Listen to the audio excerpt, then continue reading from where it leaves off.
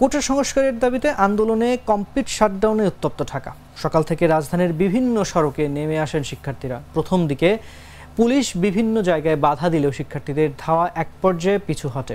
দুপুর 12টার পর রাজধানীর বিভিন্ন পয়েন্টে অবস্থান নেন শিক্ষার্থীরা। এরপর তারা দফায় দফায় বিক্ষোভ করছেন। কোথাও কোথাও পুলিশ সাউন্ড গ্রেনেড নিক্ষেপ করে শিক্ষার্থীদের সরিয়ে দেওয়ার চেষ্টা করছেন। এতে পরিস্থিতি আরও উত্তপ্ত হয়ে উঠছে।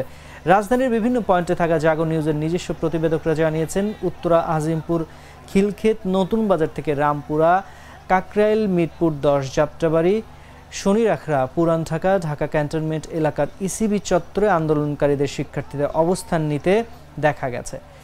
দুপুর 12টার দিকে কাকরাইল মোড়ে অবস্থান নেন আন্দোলনকারীরা। শিক্ষার্থীরা এতে ওই এলাকায় চলাচলের সব রাস্তা বন্ধ করে দেন।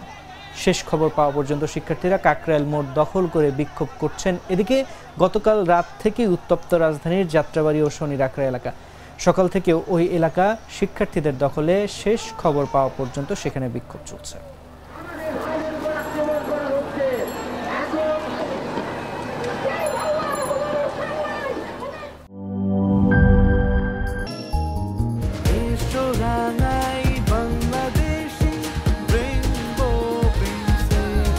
রেইনবো পেইন্টস, ছড়াও জীবনের রং।